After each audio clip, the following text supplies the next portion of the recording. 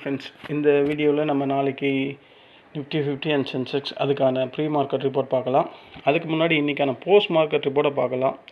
ஒரு வழியாக Nifty 50 weekly expiry முடிஞ்சுது. நம்ம ஆல்ரெடி டிஸ்கஸ் பண்ணது தான். மார்க்கெட் 24,500 வரையும் போகும், டச் பண்ணிவிட்டு இறங்கும் அப்படின்ற மாதிரி நம்ம போன சண்டேவே சொல்லியிருந்தோம். அது வரையும் மார்க்கெட் போகிறதுக்கு வாய்ப்பு இருக்குன்னு. இன்றைக்கி நிஃப்டி 50 போன ஹைட்டு 24,526. கரெக்டாக நம்ம ரெசிஸ்டண்ட்டை விட ஒரு 10 பாயிண்ட் எக்ஸ்ட்ரா போயிட்டு அங்கேருந்து மார்க்கெட் இறங்க ஆரம்பிச்சிது. இன்றைக்கி காலையில் நம்ம நிஃப்டி 50 ஒரு 34 பாயிண்ட்டு கேப் அப்பில் ஓப்பன் ஆச்சு. சென்செக்ஸ் 176 பாயிண்ட்டு கேப் அப் ஆனது காரணம் காலையில் ஏஷியன் மார்க்கெட் எல்லாமே நல்லா பாசிட்டிவாக இருந்தது. அதனால் நம்மளது ஒரு gap up opening. Brent crude oil வந்து 71 இருந்தது. அதனால் ஒரு நல்ல பாசிட்டிவிட்டி. அது இல்லாமல் நேற்று நடந்த அவங்களோட யூஎஸ் மார்க்கெட் எல்லாமே பாசிட்டிவாக முடிஞ்சதுனால கேப் அப் நமக்கு கிடச்சிது. இந்த 3 ரீசனால் தான் கேப் அப் கிடச்சிது. கேப் அப் கிடச்சதுக்கப்புறம் மார்க்கெட் நல்ல ரேலி ஆச்சு. எது வரையும் போச்சுன்னா நேற்றோட 24,423 அதை தொட்டுட்டு மார்க்கெட் நல்லா மேலே போயிருக்கு. ஒரே நிமிஷம் மாறிட்டுருக்குது. நல்ல மேலே இது நல்லா தொட்டுட்டு 24,526 போயிட்டு மார்க்கெட் அங்கேருந்து கரெக்ஷன். அதாவது 24,500ன்றது ஒரு ஸ்ட்ராங்கான ரெசிஸ்டண்ட்டு. அந்த ஸ்ட்ராங்கான லெவலை தொட்டவனையும் ப்ராஃபிட் புக்கிங், இதுதான் ரெசிஸ்டன்ட் செல்லிங் அப்படின்னு சொல்லுவாங்க மார்க்கெட்டில். கடைசியாக இன்றைக்கி நிஃப்டி 50 ஒரு 31 பாயிண்ட்டு வந்து இறங்கி 24,398 வந்து க்ளோஸ் ஆகிருக்கு. ஏன் மார்க்கெட்டில் ப்ராஃபிட் புக்கிங்னா அது ரெசிஸ்டன்ட் லெவல் ஃபஸ்ட்டு பாயிண்ட்டு. ரெண்டாவது வந்து கண்டினியூஸாக 5 நாளாக மார்க்கெட் ஒரு புல்லிஷ் இதுலேயே முடிஞ்சிக்கிட்டே இருக்குது. அதனால் பெரிய இன்ஸ்டியூஷன் இல்லை பெரிய நிறுவன முதலீட்டாளர்கள்லாம் என்ன பண்ணுறாங்க, லாபத்தை புக் பண்ணுறாங்க. இதுதான் இன்றைக்கி மார்க்கெட் சைக்காலஜிக்கல் ரெசிஸ்டண்ட்டை தொட்டது ஒரு முதன்மையான ரீசன். நம்ம ஆல்ரெடி வீடியோலேயே சொல்லியிருந்தோம் 24,500 தொட்டானா கீழே விழும்னு. அதே மாதிரி நடந்திருக்கு. ஷார்ட் டேர்ம் புக்கிங் நடந்திருக்கு, ப்ராஃபிட் புக்கிங் நடந்திருக்கு. இன்றைக்கி மார்க்கெட்டுக்கு நல்ல சப்போர்ட் பண்ணது ஐடி செக்டார் தான். ஐடி செக்டார் தான் பெரிய லெவலில் மார்க்கெட்டுக்கு சப்போர்ட் பண்ணிச்சு. இந்த மிட் கேப் ஸ்மால் காப்லலாம் பெரிய லெவலில் செல்லிங் ப்ரெஷர் காணப்பட்டிருக்கு. பாருங்களேன், நிஃப்டி 50 31, சென்செக்ஸ் 104, பேங்க் நிஃப்டியும் கீழே விழுந்திருக்கு, 91 கிட்ட இருக்குது. நிஃப்டி ஃபினான்ஷியலும் இறங்கியிருக்கு, பேங்க் எக்ஸும் இறங்கியிருக்கு. Mid cap Nifty 26, Nifty next 50 437. Small cap கூட இறங்கி தான் முடிஞ்சிருக்கு. ஓகேங்களா, இதுதான் மார்க்கெட்டில் இன்றைக்கான போஸ்ட் மார்க்கெட் ரிப்போர்ட்டு. இன்றைக்கி மார்க்கெட் பெரிய லெவலில் ப்ராஃபிட் புக்கிங் வர்றதுக்கு இந்த எக்ஸ்பைரி வீக் பொசிஷனிங்கும் ஒரு காரணம் தான். ஏன்னா எக்ஸ்பைரி க்ளோஸாக வரும்போது ட்ரேடர்ஸ் என்ன பண்ணுவாங்க, எட்ஜு இந்த பொசிஷனில் அட்ஜஸ்ட்டு செஞ்சு மார்க்கெட்டில் கண்டிப்பாக ஒரு ஷார்ட் செல்லிங் பண்ணிவிட்டு ஸ்கொயர் ஆஃப் பண்ணுவாங்க. அதுதான் நடந்திருக்கு. ஓகேங்களா, கால் ரைட்டிங் பொசிஷன் சந்தையில் பெரிய லெவலில் செல்லிங் ப்ரெஷரை உண்டு பண்ணியிருக்கு கடைசி 3 மணிலேருந்து 3:30. அதுக்கப்புறம் தான் மார்க்கெட் வேகமாக இறங்குச்சு. இதுதான் இன்றைக்கான போஸ்ட் மார்க்கெட் ரிப்போர்ட்டு. இந்த போஸ்ட் மார்க்கெட் ரிப்போர்ட்டில் நான் என்ன பண்ணேன்னா, இன்றைக்கி நான் கொஞ்சம் ஆஃபீஸ் ஒர்க் இருந்தது, அதனால் பண்ண முடியல. கடைசியாக அந்த 3 மணிக்கு தான் நான் ட்ரேடே எடுத்தேன். நான் நேற்றே சொல்லியிருந்தேன்ல, கண்டிப்பாக ஜாக்பாட்டுக்கு நான் ட்ரை பண்ண போகிறேன் அப்படின்னு. ட்ரை பண்ணது எதுன்னா இந்த 24,450 இது வந்து $8 என்னமோ நான் வாங்கினேன். ஆமாம், 4.70 $8 என்னமோ வந்தது. அதுக்கப்புறம் பாருங்கள் 51. இதில் நான் வந்து 35 பாயிண்ட் வரையும் ஹோல்ட் பண்ணி பெரிய லெவல் ப்ராஃபிட்டை பண்ணியிருக்கேன் இன்றைக்கி. அதுக்கப்புறம் இந்த 24,500 இதை என் ஃப்ரெண்ட் சர்க்கிள்லேயும் சொல்லியிருந்தேன். இது வந்து 37, அந்த இடத்துல 37 39 பிடிச்சிருக்காங்க பையிங்க. அதுக்கப்புறம் அது 101 வரையும் போயிருக்கு. ஆனால் அதுக்குள்ளேயே ஒரு 60 பாயிண்ட்லேயே புக் பண்ணி வெளியே வந்துட்டுருக்காங்க. ஸோ இந்த 2 தான் நான் சொன்னது. கண்டிப்பாக ஜாக்பாட்டை நான் ஏம் பண்ணுவேன் அப்படின்னு சொன்னதுக்கு காரணம் இதுதான். ஏன்னா 24,500 ஸ்ட்ராங்கான ரெசிஸ்டண்ட்டு, 24,450 ஸ்ட்ராங்கான சப்போர்ட்டு. ஆனால் மார்க்கெட் வந்து செல்லிங் ப்ரெஷரில் இந்த மாதிரி எக்ஸ்பைரி டேயில் சப்போர்ட்டெல்லாம் பார்க்காது. எவ்வளோ பெரிய சப்போர்ட்டாக இருந்தாலும் மார்க்கெட் உடச்சி கீழே வந்துக்கிட்டே இருக்குன்றதுக்கு இன்றைக்கி முழுக்க உதாரணம். 24,450 நீங்கள் யாராவது ஓஐ சார்ட்டில் பார்த்துருந்தீங்கன்னா 6,25,00,000 சப்போர்ட்டு அவ்வளோ ஸ்ட்ராங்காக இருந்தது. 24,500 7,30,00,000 ரெசிஸ்டன்ஸ் ஸ்ட்ராங்காக இருந்தது. எனக்கு கண்டிப்பாக தெரியும். ஆனால் நான் நினச்சது 24,400 உடைக்கும் அப்படின்ற மாதிரிலாம் நினைக்கவே இல்லை. கடைசியாக இறங்கிட்டு மறுபடியும் 24,450 மேலே க்ளோஸ் ஆகும் அப்படின்னு தான் நினச்சேன். ஆனால் அவன் 24,398 வந்து க்ளோஸ் ஆகிருக்கான். ஆக்சுவல் க்ளோசிங் பார்த்தா அவன் 24,355. வெயிட்டட் ஆவரேஜ் க்ளோசிங்கில் ஒரு 30-40 பாயிண்ட் மேலே ஏறி வந்திருக்கு. ஸோ இதுதான். ஸோ இன்றைக்கி ஜாக்பாட்டை நாங்கள் அச்சீவ் பண்ணிட்டோம். First class achievement. நான் ஒரு 6,800 பிடிச்சேன் கடைசி நேரத்தில். என் ஃப்ரெண்ட்ஸ் சர்க்கிளையும் எல்லாருமே இன்றைக்கி ஜாக்பாட்டை பிடிச்சிருக்காங்க. ஒருத்தன் 13,000, ஒருத்தன் 37,000. ஸோ அவங்க லாட் சைஸ்க்கு ஏற்ற மாதிரி ப்ராஃபிட் பெரிய லெவலில் வந்திருக்கு. இதுதான் இன்றைக்கி நிஃப்டி 50 வீக்லி எக்ஸ்பைரியில் நாங்கள் பண்ணது. ஒரே ட்ரேடு தான் பண்ணது. மோர் தென் லாட்ஸ் எடுத்து பண்ணது, அக்யூரேட்டாக பண்ணது, ப்ராஃபிட்டை புக் பண்ணுது. இதுதான் இன்றைக்கான போஸ்ட் மார்க்கெட் ரிப்போர்ட்டு. நிஃப்டி 50ல் சென்செக்ஸில் எந்த காலுமே கொடுக்கல. ஏன்னா நான் மார்க்கெட்லேயே இல்லை. நான் வந்ததே ஒரு மணிக்கு மேலே தான் வந்தேன். சரி, மார்க்கெட் பார்த்தா இறங்கிக்கிட்டு இருக்குது. அந்த நேரத்தில் சரி நம்ம ரெசிஸ்டண்ட்டை தொட்டுட்டு இறங்கிட்டு தான் இருக்குது, சரி நம்ம 3 மணிக்கு மேலே வரலான்ட்டு அதுக்கப்புறம் வந்து ட்ரேட் பண்ணேன், ப்ராஃபிட் பண்ணேன். இதுதான் ஃப்ரெண்ட்ஸ் இன்றைக்கான ஜாக்பாட்டு. நேற்றே நான் சொல்லியிருந்தேன் ஜாக்பாட்டில் என்ன பண்ணுறேன்னு நான் சொல்கிறேன்னு. 6,800 ப்ராஃபிட் புக் பண்ணிட்டேன். ஓகேங்களா? திருப்திகரமாக இருந்தது இன்றைக்கி மார்க்கெட். 3 மணிக்கு உள்ளே வந்தாலும் 6 ஹவரில் இவ்வளோ பெரிய அமௌண்ட்டை டேக் ஓவர் பண்ணியாச்சு. இதுதான் இன்றைக்கான போஸ்ட் மார்க்கெட் ரிப்போர்ட்டு. நாளைக்கான ப்ரீ மார்க்கெட் ரிப்போர்ட் பார்க்கறதுக்கு முன்னாடி இப்போ வேர்ல்டு மார்க்கெட்லாம் எப்படி ட்ரேட் ஆகுதுன்னு பார்க்கலாம். இப்போது நேற்று வந்து டவ் 30, S&P, நாஸ்டாக் கம்போஸில் நம்ம பார்த்துட்டோம். அவங்க பாசிட்டிவில் முடிஞ்சாங்க. இப்போ ட்ரேட் ஆகிற FTSE 38 பாயிண்ட்டு க்ளோஸாக ட்ரேட் ஆகிட்டுருக்கு பாசிட்டிவில். CSE வந்து 19 பாயிண்ட்டு பாசிட்டிவில் இருக்குது. டேக்ஸ் 167 பாயிண்ட்டு மைனஸில் ட்ரேட் ஆகுது. இவன் நம்ம மார்க்கெட் ஓப்பன் ஆகும்போது பாசிட்டிவில் இருந்தான், அப்புறம் நெகட்டிவில் இருந்தான். 3 மணிக்கு மேலே இது வெறும் 37 பாயிண்ட் மைனஸில் இருந்தது.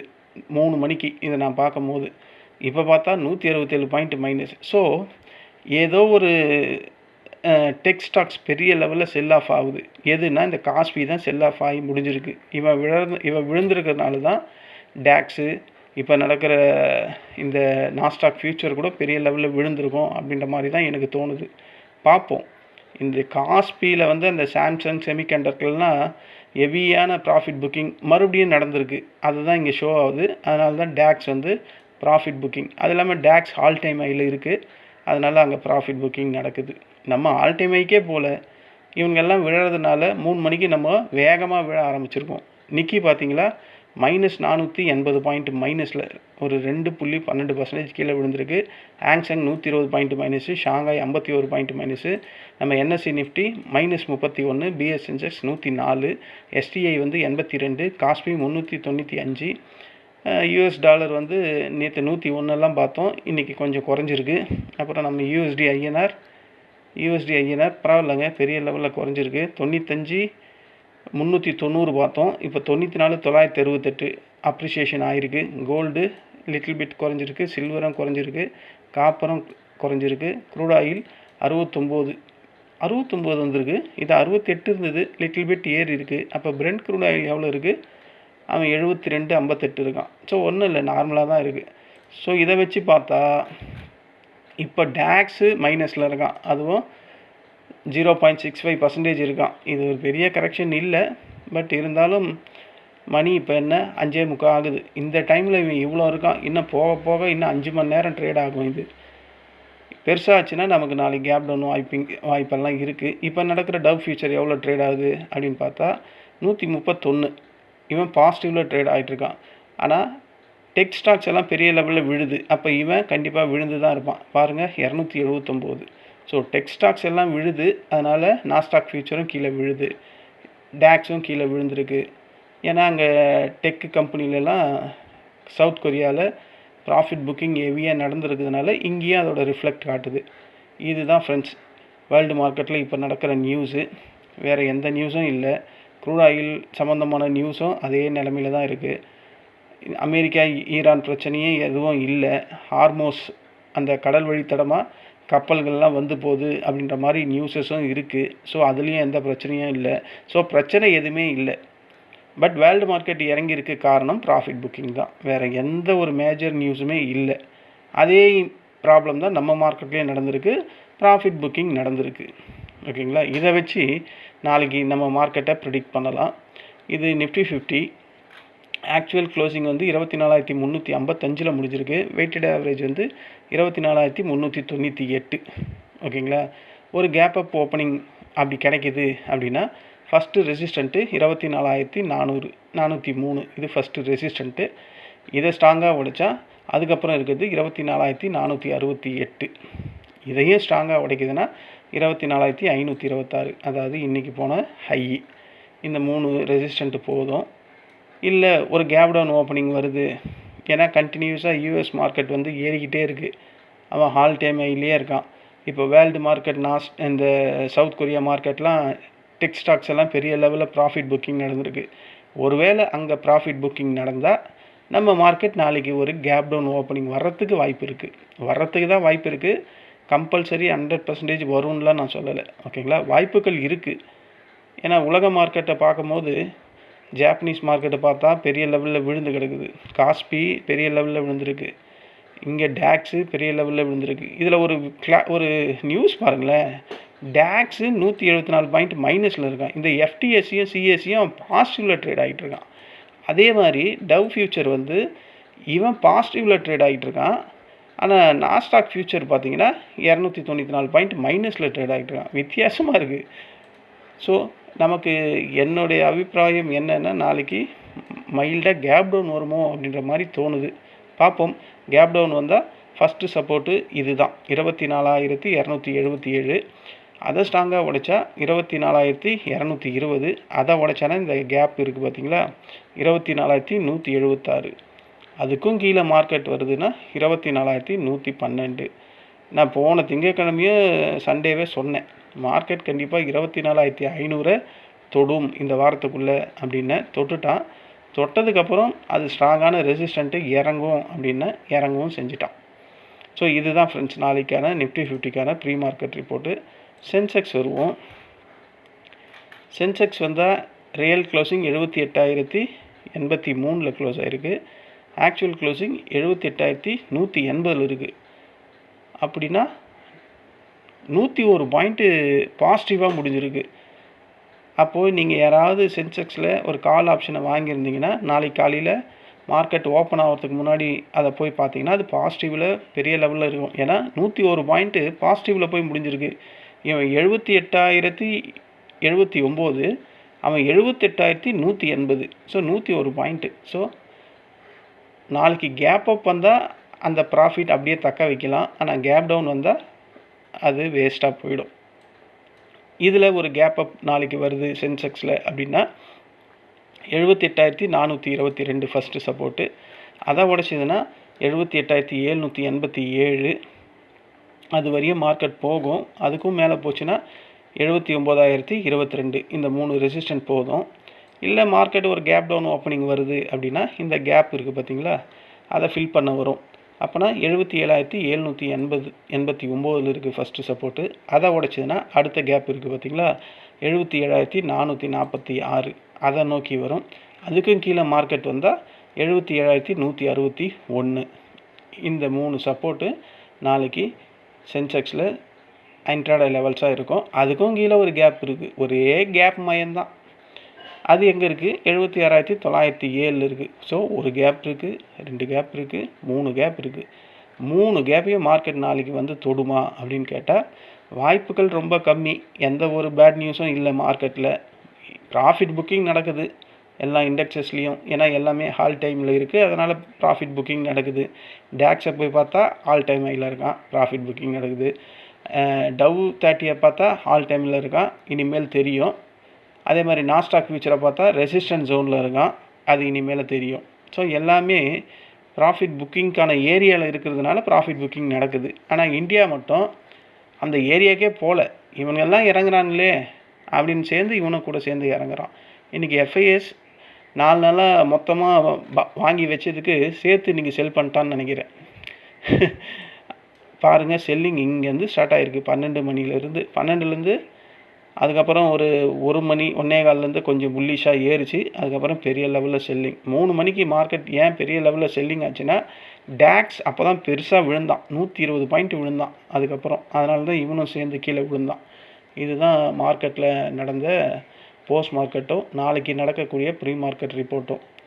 இங்கே ஒரு டிஸ்க்ளைமர், இங்கே கோடிட்டு காட்டியிருக்க இந்த ரெட்டு, இந்த ப்ளூ, இந்த க்ரீன்லாம் ட்ரேடிங் ரெக்கமெண்டேஷன் லைன்ஸ்லாம் கிடையாது. இதை நம்பி எந்த ஒரு ட்ரேடும் பண்ணி உங்களோட வேல்யூபிள் காசை இழந்துடாதீங்க. ஸ்ட்ராட்டஜியை பேஸ் பண்ணி அதுக்கு இந்த லைன்ஸ் எதாவது சப்போர்ட் பண்ணுற மாதிரி இருந்தால் அதுக்கப்புறம் ஐடிஎம்மை மட்டும் ஒரு கன்சிடர் பண்ணுங்கள், அதுதான் பெஸ்ட்டாக இருக்கும். ஓகேவா ஃப்ரெண்ட்ஸ்? இன்றைக்கி நம்ம இந்தியா விக்ஸ் எவ்வளோ இருக்குது? 11.65. ஸோ அது அங்கேயே தான் இருக்குது. ஸோ மார்க்கெட்டில் எந்த ஒரு பேனிக்கும் இல்லை, எந்த ஒரு பயமும் இல்லை. ஸோ இது பியூராக ப்ராஃபிட் புக்கிங் தான். அதனால் மார்க்கெட் அகைன் மேலே போகிறதுக்கு வாய்ப்பு இருக்குது. பட் இந்த கேப்பெல்லாம் ஃபில் பண்ணிவிட்டு போதா இல்லை அப்படியே இங்கேருந்து போதா அப்படின்றது தான் நாளைக்கு பார்க்கணும். இந்த வீடியோ உங்களுக்கு பிடிச்சிருந்தா என்னுடைய சேனலை சப்ஸ்கிரைப் பண்ணுங்கள். நம்ம நாளைக்கு இன்ட்ராடே டைமில் மீண்டும் சந்திக்கலாம். நன்றி, வணக்கம்.